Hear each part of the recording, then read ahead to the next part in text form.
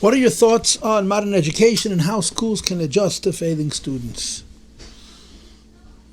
Someone's asking me my thoughts on modern education. I'm not sure what modern education means.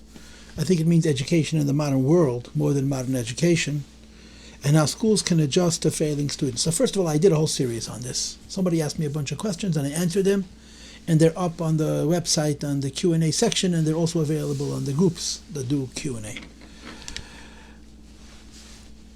What's unusual about modern education is that everybody goes to school, and not just kids who are very bright and not just people who are very rich. So you're dealing with an entirely different demographic. Traditionally, even amongst Jews that always educated their children, when you reached a certain age, you stopped learning unless you were very rich or very smart, in which case you became part of an elite class of super learners, which became the Gedolei Yisrael of last generations. We're living in an age where everybody goes to school, and everybody goes to school till they're an adult, at least till 12th grade, possibly even longer. And to some degree, at least, they sit in the same classrooms. We're not segregated by levels of intelligence, at least to some extent. To some degree they are, but to a great degree they're not. So the challenge of modern education is the fact that everybody is going to school. So the basic issue of education is constant. The challenges and the remedies are evolved, are changing. The challenge of education, if you're a frum person, especially if you're a Hasidic person, is the balance between faith and knowledge. A kid goes to school not just to acquire information. That's not education even for a goy.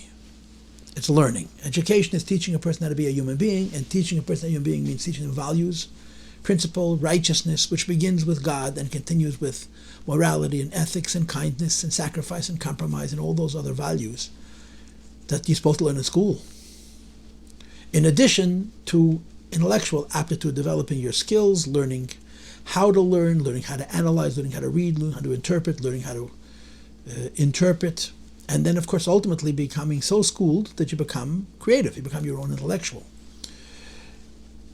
This was true when the schools had only the highest 2 or 3% of learners, and the level of intellectual aptitude was very, very high. Then they also struggled with the balance between making super intellectuals and making people.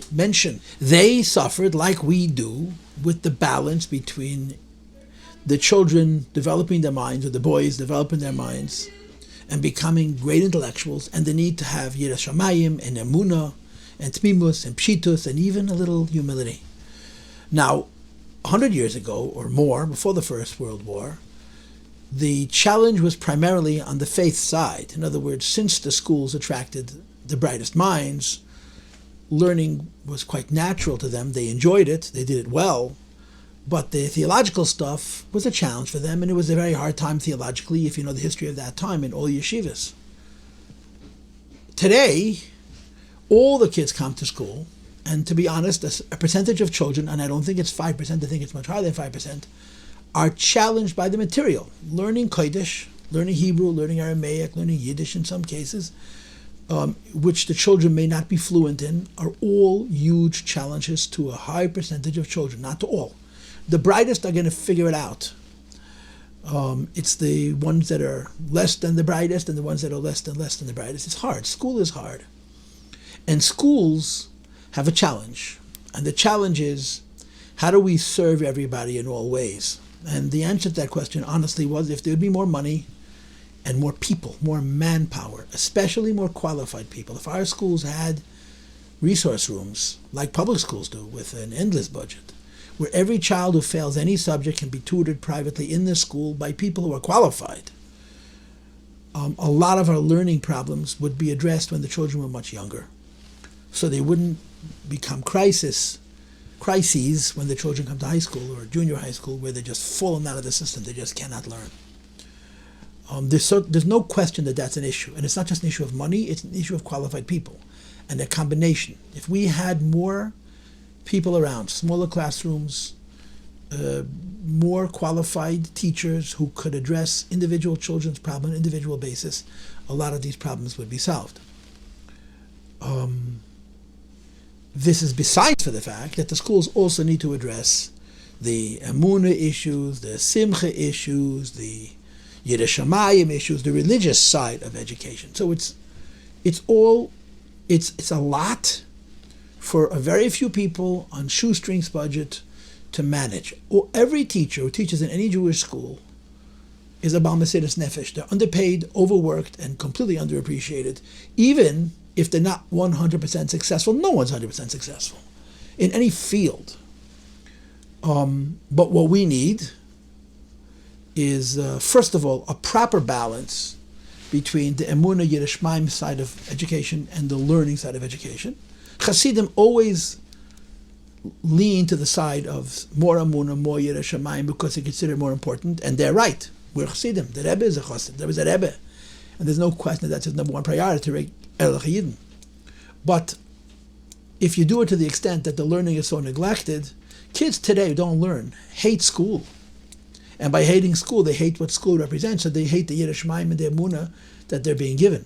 So there needs to be learning. It must be learning.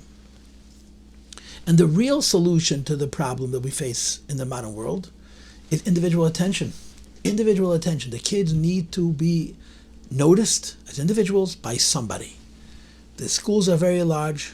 The teachers are well exhausted. There needs to be enough people around to notice every child. Not every person has to notice every child, but somebody has to notice each child and make that child feel noticed and special and encourage that child and direct that child. And in the right framework, with the right resources, actually help that child learn.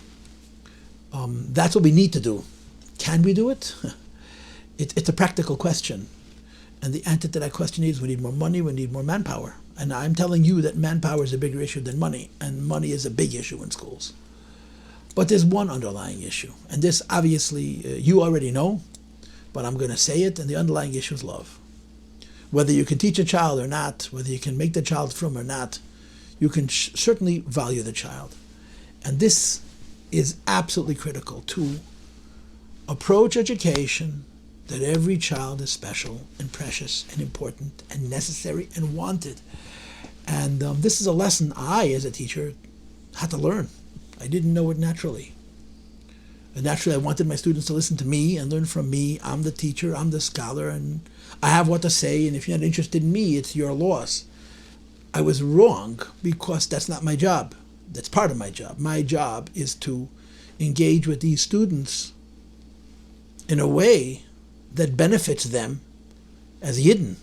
And the greatest thing I could have done for them, and I should do for them, and I try to do now, is tell them that I value them no matter what.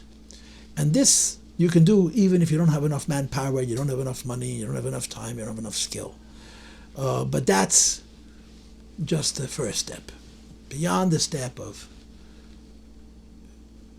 really inspiring our teachers, and it's hard to do, but really inspiring our teachers not to be afraid of any of their students and to truly cherish them, even if they can't teach them one word, would be a big help in this arena.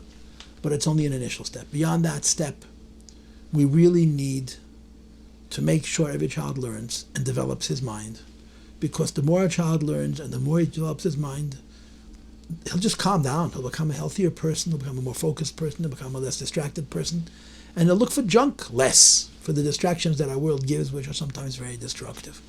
Now, this is 9 minutes on a subject that requires 9 infinities of time to articulate. But somebody asked me the question again, so although I've answered it already, I gave it some time.